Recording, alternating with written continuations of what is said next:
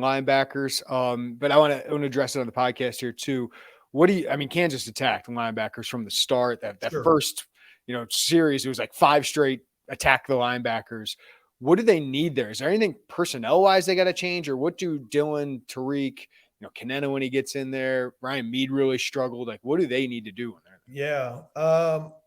It's a great question. And I will tell you this, the zone read game, when done right with a good quarterback, as Illinois fans know, with Juice Williams, and Juice would probably not the most accurate thrower, but certainly a very adept at the zone read.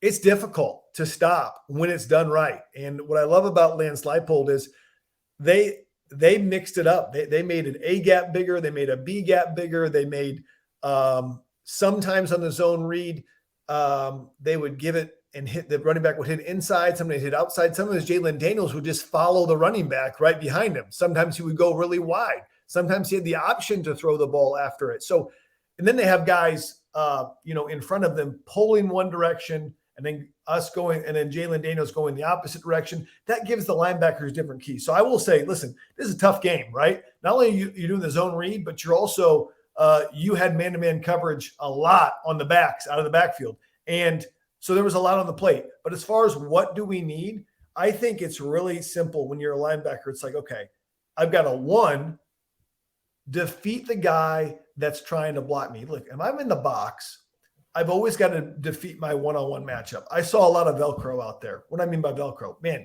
when the tight ends owned our linebackers for Kansas. I mean, there was a tight end that when he locked on our linebackers, we could not simply get off. I didn't see a bunch of using the hands, press off, disengage. So first and foremost, before we get about anything, is I've got to defeat my block. And then I've got to feel where the ball is going, not guessing, but based on my keys. Okay. There's always going to be a quarterback player. There's going to be a zone player, but I've got to defeat my block first. I can't be a JV guy and look over the block and then somebody pushes me back into the back. That's like trying to fight somebody with your eyes closed, right? It's just not going to happen. So I didn't see disengagement on blocks. Okay. Number two, because you're not disengaged in time, the ball is running past you while you're getting off a block and you're making a tackle 7-8 yards down the field if you make a tackle. Our defensive backs are leading us in tackles. Mm-hmm. Never a good sign, guys, right? It was never a good sign. It's never a good sign when the defensive backs lead you in tackles. They're making all the tackles because, obviously they're unblocked.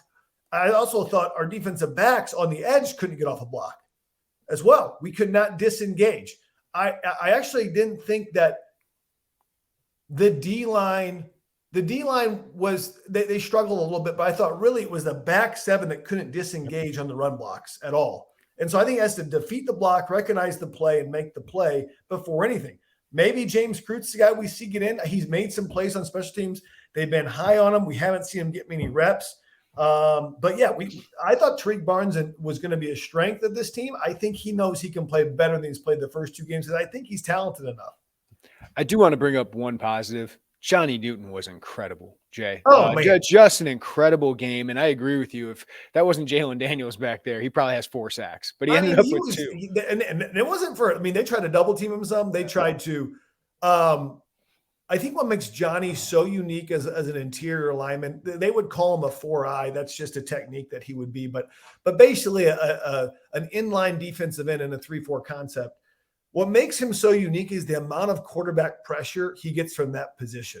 That's historically not a huge sack position or pressure position. To get as much pressure as he gets, he's very solid in the run game. But I think what makes Johnny unique, he plays with incredible effort, number one. But number two, he gets more pressure from that position than I think anybody else in the country. Well, you saw the quarterback pressures, but that's historically not a huge pressure position for a guy. They'll make some plays, but he's unique in that. So I do want to give Johnny props. I even saw Keith play hard. I saw Keith run people down. I mean, he ran Jalen Daniels down one time, 7 or 8 yards on the field, I think. And so I think they're playing hard. I don't think it's a lack of effort, but they need more than just those guys. Yeah, and with those outside linebackers, Jay, sometimes I felt like they were better on especially that option stuff, stretching the field. But I think Gabe Akis a couple of times just got over aggressive and lost his contain. Like those guys, I felt like were in position more times to make the play. Right. They just weren't able to make it. Well, I think too, like the Gabe Akis thing, like you can always tell when a defensive, an outside linebacker gets over aggressive because they turn their hips to run sideline, like toward the sideline, which allows, a quarterback to cut back because his feet are square. You got to stay square to the line of scrimmage because if I stay square, I can move this way or I can move this way. The moment I turn my legs this way, I got to turn all the way around that way. Did you guys get that with my hand motions? I got you. What we saw, if you go back and look at the film, is they're just committing and crashing down too hard rather than shuffling down the line, staying square and being able to break back. And I get it. When you're a defensive end and you have a chance to make a hit on the quarterback, I want to be aggressive too, right?